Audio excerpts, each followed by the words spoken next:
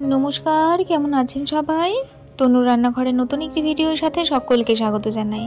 आज आमी देखाबो निरामिष फुलकपिर रेसिपि। तो निरामिष दिने এইভাবে ফুলকপি বানালে কিন্তু দুর্দান্ত স্বাদ হবে আর ডালের সাথে খাওয়ার জন্য কিন্তু এটা একদম পারফেক্ট রেসিপি।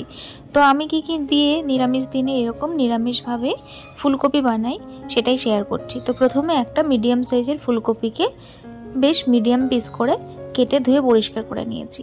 সাথে এখানে ডালের বড়ি নিয়েছি 6 থেকে 8টা মতো, এটা কিন্তু কুমড়ো ডালের বড়ি। আর সাথে এখানে একটা টমেটো নিয়ে নিয়েছি বড় সাইজের, আর তার সাথে এখানে দুটো বড় সাইজের আলুকে এরকম ছোট ছোট করে টুকরো করে নিয়ে নিয়েছি। তো আপনারা ফুলকপির এই নিরামিষ রেসিপিটি কে ভালোবাসেন বা কে কোথা থেকে ভিডিওগুলো দেখছেন অবশ্যই কিন্তু জানাতে ভুলবেন না। তো প্রথমে আমি এখানে কড়াইয়ে 2 চামচ মতন তেল দিয়ে দিলাম। তেলটা দেওয়ার পরে প্রথমে আমি বড়িগুলোকে হালকা লালচে করে কিন্তু ভেজে নেব। বড়িগুলো কিন্তু সুন্দর করে ভেজে নিতে হবে, তাহলে কিন্তু পরে খেতে ভালো লাগবে। তো যদি আজকের ভিডিওটি ভালো লেগে থাকে তাহলে প্লিজ চ্যানেলটিকে লাইক শেয়ার সাবস্ক্রাইব করে বেল নোটিফিকেশনটি অন করে রাখবেন, এতে করে আমার ভিডিওর নোটিফিকেশন সবার আগে পেয়ে যাবেন। তো বড়িগুলো ভাজা হয়ে গেছে, তুলে নিয়েছি। তারপরে এখানে বেশ খানিকটা সরষের তেল দিয়ে দিলাম আবারও। দেওয়ার পরে একটা তেজপাতা, একটা শুকনো লঙ্কা আর হাফ চামচ মতন দিয়ে দিলাম পাঁচফোড়ন। পাঁচফোড়নটা যখন ফোড়ন হয়ে যাবে তখন কিন্তু এই তেলের মধ্যেই আমি প্রথমে আলুটা অ্যাড করে দেব, তারপরে কিন্তু ফুলকপিটাও অ্যাড করে দেব। আপনারা চাইলে প্রথমে আলু আর ফুলকপি ভেজে নিতে পারেন, তবে সবসময় তো ওইভাবেই খাওয়া হয়, যার জন্য আমি কিন্তু নিরামিষ রেসিপিটা যখন করি তখন কিন্তু এইভাবেই করি। ফোড়নের পরে হালকা করে একটু 2-3 মিনিট মতন ভেজে নিই। ভেজে নেওয়ার পরে তারপরে এখানে আমি অ্যাড করে দিলাম আদা আর কাঁচা লঙ্কা প্রয়োজন মতন। এখানে আমি 1 ইঞ্চি মতন আদা নিয়েছি। সাথে হাফ চামচ দিলাম ধনে গুঁড়ো, হাফ চামচ দিলাম জিরে গুঁড়ো, স্বাদ মতন নুন, কাশ্মীরি লঙ্কার গুঁড়ো 1 চামচ মতন, আর সাথে দিয়ে দিয়েছি 1 চামচ হলুদ। দেওয়ার পরে এবারে আমি টমেটো আর বড়িটাও কিন্তু এর মধ্যে অ্যাড করে দিলাম।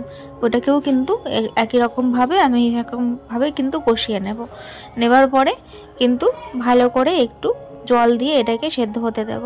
খুব ভালো করে এটাকে কিন্তু কষাতে হবে, যেহেতু আলু ফুলকপি কোনোটাই ভাজা নেই, সেই জন্য এটাকে আমি বেশ কিছুক্ষণের জন্য ঢাকা দিয়ে রাখবো।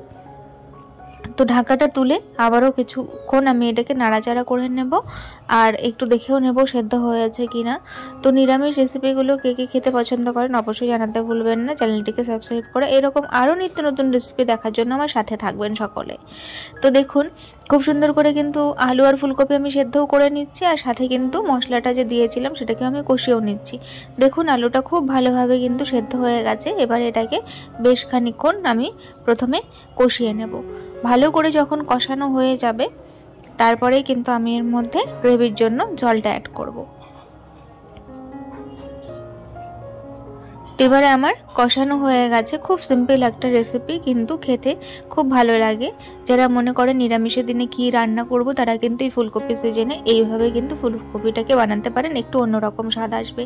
তো যতটুকু আমার জল প্রয়োজন ছিল সেই অনুযায়ী আমি গ্রেভি এখানে বানানোর জন্য জলটা দিয়েছিলাম। খুব ভালো করে যখন ফুটে উঠবে নামানোর আগে আমি এখানে দিয়ে দিলাম হাফ চামচ গরম মশলা গুঁড়ো। গরম মশলাটা দেওয়ার পরে গ্যাসের ফ্লেমটাকে আমি এবারে অফ করে দিয়ে ঢাকা দিয়ে রেখেছিলাম 3-4 মিনিট। দেখুন কত সুন্দর একটা কালার চলে এসেছে, আর এটা কিন্তু একদম রেডি হয়ে গেছে।